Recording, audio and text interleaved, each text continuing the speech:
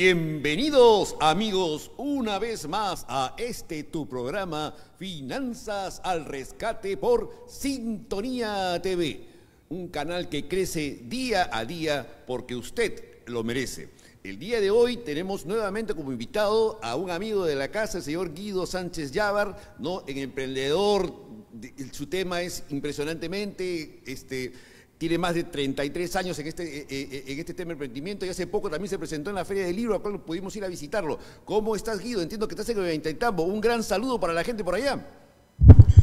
Muy buenos días a toda la teleaudiencia de Sintonía TV y específicamente a Finanzas a Rescate. Feliz de estar nuevamente con ustedes, estimado Pepe y amigos de Finanzas a Rescate. Antes que empezar con el tema, Guido, que es básicamente el emprendimiento en edades tempranas, cuéntanos un poco qué tal te fue en la Feria del Libro. Fue todo un éxito, tengo entendido. Bueno, la Feria del Libro cada vez es el evento, seguramente el evento más importante de medio año en la ciudad de Lima y tal vez en el Perú. Congrega a cada vez más expositores, más instituciones, cada vez con mayor metraje cada una de estas instituciones. Y lo más importante, la audiencia, la participación de las personas, del público, es masivo. Las ventas se incrementan, eso hace que los costos unitarios de las publicaciones se reduzcan, hay una economía de escala, es una externalidad positiva que se genera y eso hace que esto se vuelva un círculo virtuoso. Primero, los precios reducen por los volúmenes que se publican. A mayor volumen publicado, menos costo unitario, por lo tanto, pueden llegar libros a un precio bajo. Y por otro lado, quienes estamos participando incrementan nuestro volumen de venta y el volumen de lectores. Todo esto es un círculo virtuoso de un programa de un capitalismo competitivo donde todos participamos, creamos valor y así se dinamiza el mercado del libro, ¿no? Quiero felicitarte en lo personal, Guido, porque tuviste la oportunidad de presentar esos 13 libros que ya has publicado. Es increíble, 13 libros sobre la materia y que tienen un éxito tremendo porque cada vez más hay esa avidez por tener conocimiento para hacer el emprendimiento en este país. Sí, y sorprendentemente desde hace muchísimos años, ya hace como 25 años que salió un poco más la primera publicación, son publicaciones que se siguen vendiendo, sigue habiendo un interés, eso es por un lado, y por otro lado, a diferencia de otros autores y otras editoriales, somos la única que alcanza por lo que podríamos llamar toolkits o herramientas para emprender y para profesionalizar la empresa. Es decir, nosotros no contamos historias de emprendedores, ni siquiera la nuestra, no hablamos de autoayuda o motivación, sino trabajamos exclusivamente manuales, guías de fácil aplicación, de fácil comprensión, pero sobre todo para trabajar, para mejorar, para iniciar un emprendimiento. Todos los materiales invitan a la acción, al plan de acción, a hacer realidad tu sueño, tu emprendimiento. Y Eso ahora, nos hace únicos y tal vez eso nos hace soñar con atender mercados de la región latinoamericana en principio y por qué no comenzar a soñar en otros mercados donde sorprendentemente está faltando este tipo de material también. Entonces, nuestras expectativas son crecientes, vamos a tener novedades muy interesantes pronto, lo anunciaremos en exclusiva en Finanzas al Rescate, mi estimado Pepe. perfecto. Guido, y ahora la pregunta de cajón. ¿Se puede empezar a emprender desde muy joven? Eh, no solo se puede, sino que se debe, porque el emprendimiento siempre ha existido. Recordemos que los principales sindicatos al inicio de nuestra vida, digamos, sindicalista, fueron los sindicatos de panaderos, que son pequeñas y microempresas, fueron de choferes, que es autoempleo. Entonces, el emprendimiento siempre ha existido. Desde un agricultor es un emprendedor, en fin, siempre ha existido el emprendimiento a pequeña escala, sobre todo, pero con la revolución industrial se masificó y se volvió de gran escala, producción de gran escala. Pero gracias a la tecnología se está regresando al mundo del emprendimiento con un servicio personalizado, muy a la medida. De hecho, uno puede comprar cosas a su gusto por internet, casi a la medida, casi personalizados, y como decía Henry Ford, ¿no? Ustedes pidan el modelo y el color que quieran del carro, mientras sea el modelo T y color negro. O sea, no había más para escoger, ¿no? Era el modelo T y color negro. Ahora es imposible pensar en eso. Tienes una variedad infinita de marcas, modelos. Es impresionante. Entonces, estamos regresando a esa personalización. Y recuerda que la micro y la pequeña empresa está volviendo a ser potencia, auge, sobre todo después de la pandemia. Y gracias a la tecnología, quienes estamos haciendo empresa podemos hacer muchas cosas. Solamente para reflexionar para nuestros amigos de la teleaudiencia, decirles que hace tan solo unos 10 años o menos, para una persona como las que les habla, que a pesar de que está en el mundo del emprendimiento, tratando de estar actualizado, me era bastante dificultoso acceder a ciertas actividades como la programación, como las plataformas de pago y muchas otras que realmente, o blockchain, o otros sistemas como la realidad virtual, la verdad que no estaba a mi alcance. Las generaciones, los profesionales jóvenes, los emprendedores jóvenes, tenían esa ventaja sobre nosotros, ¿no? La generación más joven tenía esa ventaja. Era una generación más tecnológica que dominaba la tecnología. Pero ahora ya lo podemos hacer. Se ha vuelto tan amigable la tecnología que ya prácticamente no hay nada que no esté a nuestro alcance. Entonces, emprendedores de todas las edades, de todas las condiciones, emprendedores rurales, artesanos y otros, lo pueden hacer. Pero eso está llamando a un reto importantísimo, no solo la educación, sino el emprendimiento en edades tempranas, que era tu pregunta que me hacías, mi estimado Pepe. Ahora, ¿qué le dirías tú a esos agoreros que siempre existen, ¿no? Que dicen, no, que le falta experiencia, que va a fracasar, este tipo de cosas, ¿no? ¿Qué le dirías tú a ellos? Que es parte del aprendizaje, que es parte del aprendizaje al fracaso. Inclusive hay personas que dicen que el sufrimiento, la derrota, pueden ser y son excelentes formas de aprender y de ser mejores personas.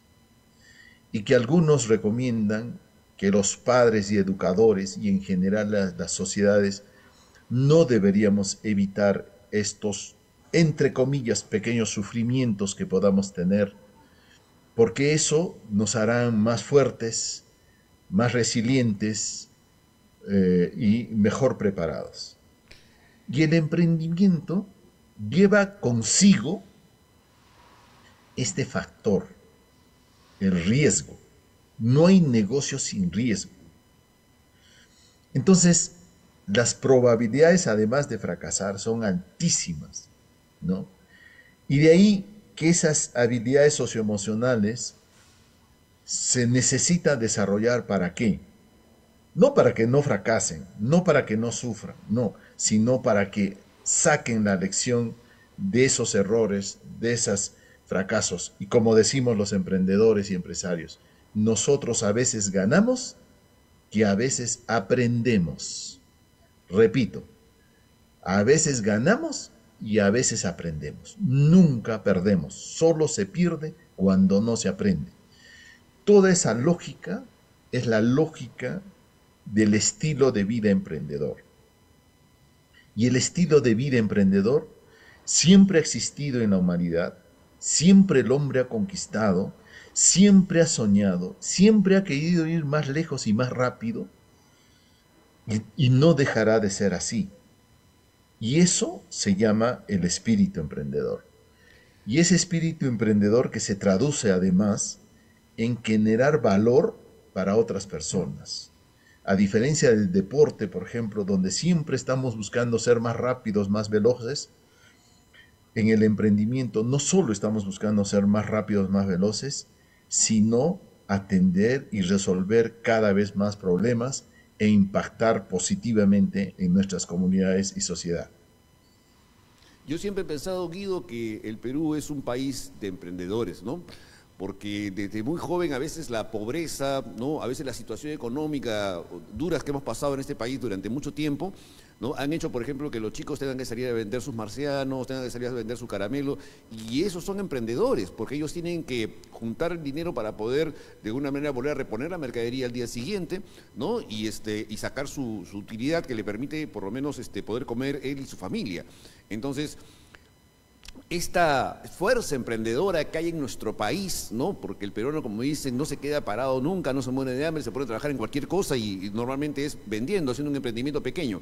¿Qué les recomendarías a toda esta gente? ¿Qué sugerirías tú que el Estado apoye de alguna manera a esta fuerza emprendedora en el país? Muy bien, mira, en principio el emprendedor peruano, latinoamericano en general, necesita una recomendación que siempre la daré y siempre la daré y siempre estamos nosotros en CISA trabajando en ese tema, es lo que ya llamaríamos profesionalizar al emprendedor. Por un lado, la educación formal no nos da herramientas, consejos, formación en términos de manejo de una micro y pequeña empresa, cómo formalizar, cómo pagar tus impuestos, pequeñas cosas que son tan útiles que por las que nosotros nos vemos a veces obligados a cerrar negocio porque la legislación, las normas, pues no las conocemos, las desconocemos y no hay forma de acceder porque estas normas también están muy enredadas, hay mucha legislación muy frondosa, tú para estar actualizado tienes que haber leído porque sale la enmienda de la enmienda de la enmienda y hay que hacer un rastreo, un seguimiento, una trazabilidad de la ley hasta encontrar la última. Es bastante complicado. Entonces, los emprendedores tenemos que hacer nuestro trabajo, nuestra tarea es comenzar a prepararnos. Eso es por un lado. Por otro lado, a los profesionales, al sistema educativo y sobre todo al sistema educativo formal, empezando por la universidad, tiene que responder a este llamado, tiene que responder mejorando la oferta de publicaciones y servicios para los emprendedores. No hay universidades que se hacen llamar la Universidad de los Emprendedores, no producen material académico, publicaciones ni cursos adecuados a esto. Entonces, el emprendedor a los empresarios, ustedes que me están acompañando, tenemos que apoyarnos, aprender y profesionalizarnos. Cuando tú preguntas a cualquier empresario de Perú o del mundo, ¿por qué tienes éxito? Su respuesta es porque leo. Leo y leo. La lectura es fundamental, no solo en el emprendimiento, sino en cualquier actividad del conocimiento humano, de la actividad humana. Claro, Al porque Estado, sí, solamente decirle al Estado que sea un Estado exactamente.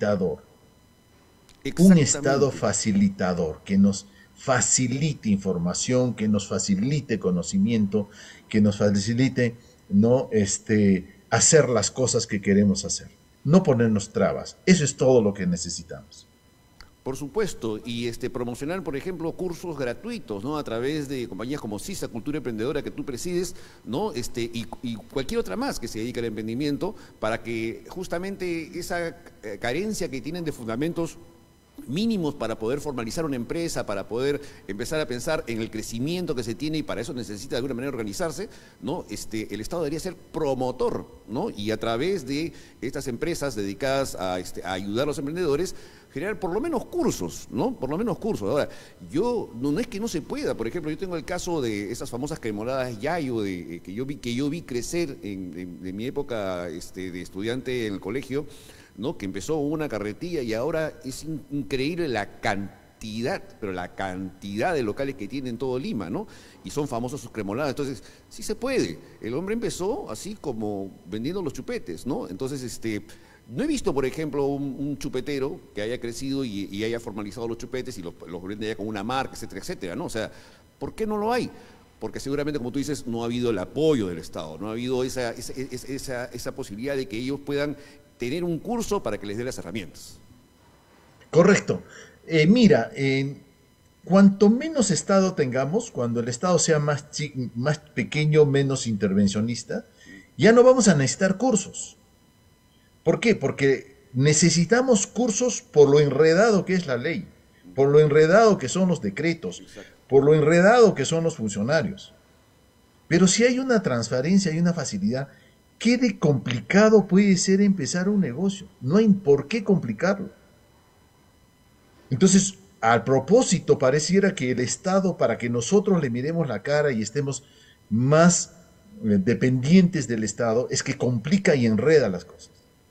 Entonces, en la medida que es mucho, la tramitología, la famosa tramitología, si tú reduces el tamaño del Estado, se reduce la complicación de las cosas, se simplifica todo.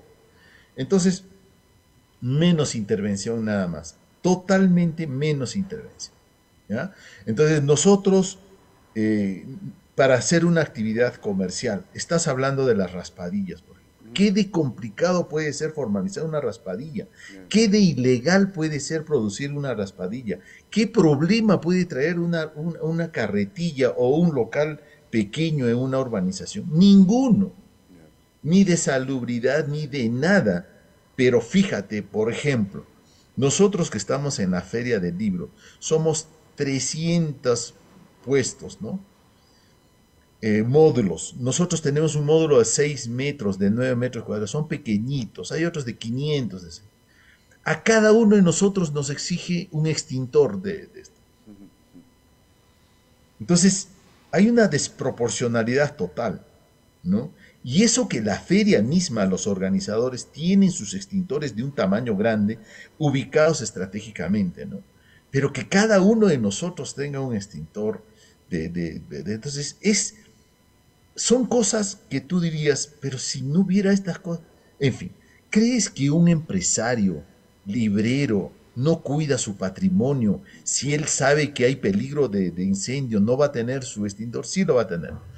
Entonces, esa presencia asfixiante del Estado sobre los emprendedores hace que realmente se necesiten los cursos, porque si no, no tendríamos. O sea, es muy sencillo, es muy fácil. Y eso es lo que se llama el índice de Doing Business en el mundo, que el Banco Mundial está propiciando, para simplificar esto. Entonces hay una simplificación administrativa en los municipios, en los organismos, y eso se logra. Pero eso se llama cultura emprendedora. En los países donde hay cultura emprendedora, el Estado facilita, hace fácil las cosas. Es prácticamente automático, te lleva a ti tus documentos a tu negocio. O sea, hay una facilidad. Y entonces ese es un país propicio para hacer emprendimiento. Hay otros países como el nuestro, donde la tramitología y todo eso es tan enredada y tan complicada que no ayuda definitivamente. Entonces, lo que nosotros estamos queriendo hacer, mi querido Pepe, es educar en el emprendimiento desde temprana edad. ¿Para qué? Para que entienda que lo que tenemos que hacer en las economías es economías que faciliten, que ayuden, que hagan fáciles. Pero donde hay una falta, se sanciona drásticamente. Te pongo un ejemplo. Yo estoy postulando a fondos en Estados Unidos, a fondos del Estado, para acceder y para ofrecer precisamente estos cursos y otros servicios para la comunidad. Solamente un video de 3 minutos presento, lo ven y dicen sí o no al fondo, te otorgan el fondo. Claro. Tú para justificar el trabajo presentas un informe pequeñísimo y nada más. Pero el día que tú falles, quedas marcado para toda la vida. Claro. Te tienen confianza. Ese Estado tiene fe en sus ciudadanos. Confía en sus ciudadanos. Pero donde tú le falles, se acabó la historia. Así es. Entonces, esas son economías de confianza a las que nosotros tendríamos que tender, ¿no? Es lo que tú llamas, pues, cultura emprendedora, ¿no? Tenemos acá, por ejemplo, una SUNAFIL en el Ministerio de Trabajo, conversando con varios técnicos, porque eso es un tema que he venido abordando hace muchos años.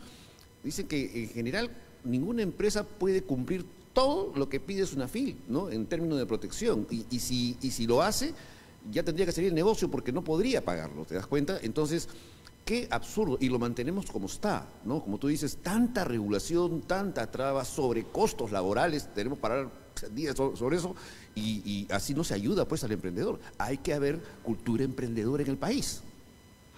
Fíjate que en mi época, cuando yo formalicé mi primer emprendimiento, y como tenía que presentarlo como un trabajo de investigación de la universidad, hice todos los trámites. Fui a algunas oficinas y el dependiente, el funcionario público de esta oficina me decía, pero ¿para qué vienes a hacer este trámite? Nadie lo hace. Pero le digo, está en la ley, acá está. O sea, yo no puedo saltarme la ley. Y molesto, fastidiado, porque lo incomodaba, porque como él no hacía ese trabajo ya, entonces me decía que no. Fíjate, a ese nivel hemos llegado. Y hay cosas que realmente están que nadie las usa y no sé, de repente en algún momento a alguien se le ocurre y visitar a una empresa y se entera de que ese trámite que nadie lo hace y que nadie lo exige, entonces comienza a molestar ahí. ¿Para qué? Hay otros tipos de razones, ¿no? Entonces, como te digo, cuanto menos presencia del Estado, creo yo, sobre todo en esta parte de la tramitología, de no estar dando tantas leyes, más bien derogar muchas más, creo que podemos dar un paso adelante. Y en eso hemos estado trabajando algunos años, pero lamentablemente en estos últimos años no se ha avanzado más. Así es, mi querido Pepe. Y por último, Guido, el tema de las municipalidades que abusan contra los pequeños emprendedores, contra los pequeños negocios, clausurándolos, cerrando por cualquier motivo, ¿no? Esto de verdad debería parar, ¿no? O sea, debería haber una ley que prohíba a los municipios abusar, sobre todo de los pequeños negocios. Mira, básicamente en algún momento, y voy a retomar el tema, he estado trabajando y hay experiencias muy interesantes de la defensoría del empresario de la pequeña empresa, una defensoría, donde se recibe las quejas y se tramita, pues se gestiona para defender casos. Yo cuando estuve en la radio, he recibido casos realmente penosos, ¿no? En fin, entonces hay que hacer algo, pero también está en nuestras manos, mi querido Pepe. Vamos a hacer una convocatoria a los empresarios de la pequeña empresa para juntarnos, para fortalecer, porque juntos podemos ser fuertes. Como decía una señora, sola soy invisible, pero juntas somos invencibles. Las pymes como pyme, eres sujeto de estos maltratos, de estas injusticias, pero juntos vamos a ser fuertes e invencibles. Entonces, hay que comenzar a trabajar y defendernos y hay mucho por hacer, pero tenemos que hacerlo. Y empezaremos por la educación. Ahí tenemos mucha fe, ese espacio tenemos que construir y la educación emprendedora puede apoyar mucho en la generación de esta economía de confianza. Me comprometo en lo personal y ofrezco este programa, ¿no?, para difundir esa convocatoria que sería muy importante para defender los derechos de los emprendedores y que se pare el abuso. Guido, estás aquí en este programa y me comprometo a través de todos ustedes, ¿no?, en ayudar esta causa. Te doy unos minutos, Guido, para que te despidas de nuestra audiencia. Encantado. Gracias, Pepe. Es siempre un placer estar con ustedes y con la audiencia que nos acompaña para ir conversando estos temas que son realmente importantes. Pero el tema que nos convocó ahora es la educación emprendedora. Quien esté más interesado en educar a sus familiares en el emprendimiento o a las escuelas y educadores interesados en este tema, hagan algo muy simple. Ingresen a www.culturaemprendedora.com, la página web de CISA. www.culturaemprendedora.com, y ahí encontrará material, videos y material al acceso gratuito para que ustedes comiencen a pensar en este en esta nueva forma de educar en el emprendimiento. Muchísimas gracias, Guido, una vez más por tu participación. Eres un gran amigo de la casa, ¿no? Y con ustedes, amigos, nos vemos la próxima semana, como siempre, los martes a las 11 de la mañana.